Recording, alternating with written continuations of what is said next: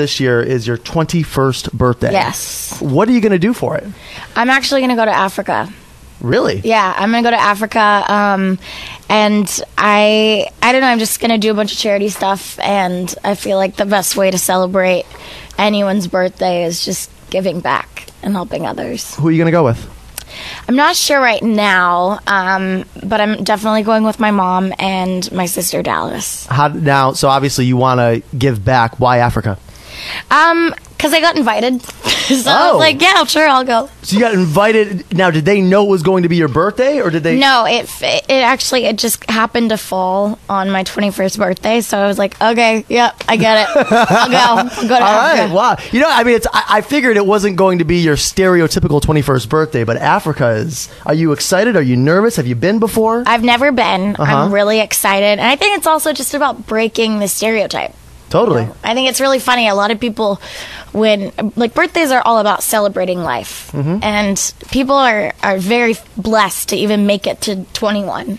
So the last thing I think anyone should be doing on their birthday is poisoning themselves. Right. You know what I mean? Especially when you look at it, when you look at it from that perspective, you're like, oh wow, why am I doing that to myself? So I'm gonna go to Africa. Selena Gomez, and Yes. she's had a lot of success Yes. as well. What have you thought of her success now? I mean, her last song being a huge hit as well. Yeah. What have you thought of that?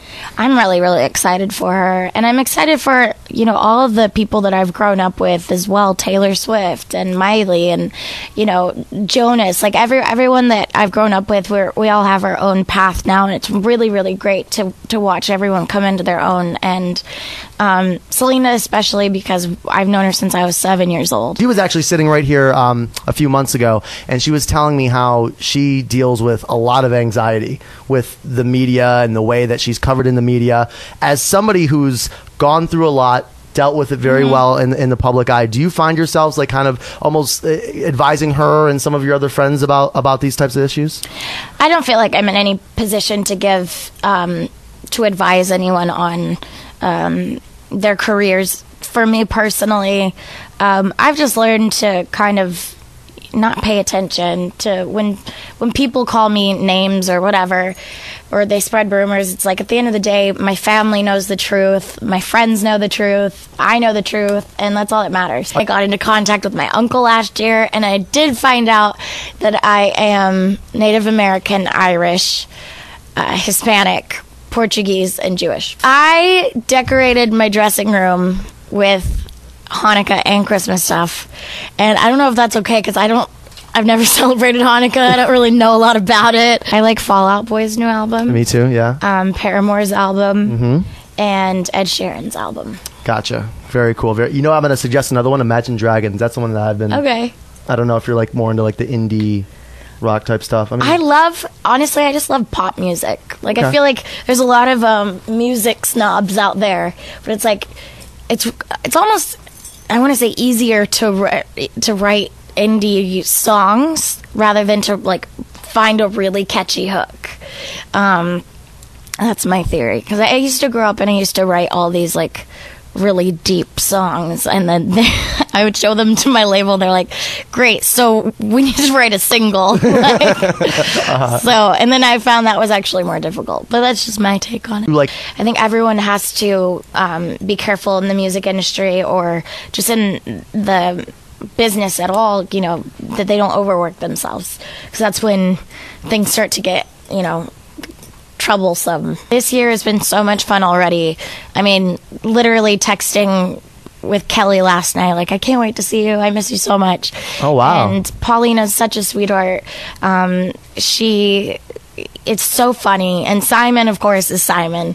I have the same relationship that I did with him last year, and it's fun because now there's 3 girls on the panel, and so we outnumber him, and it's pretty fun.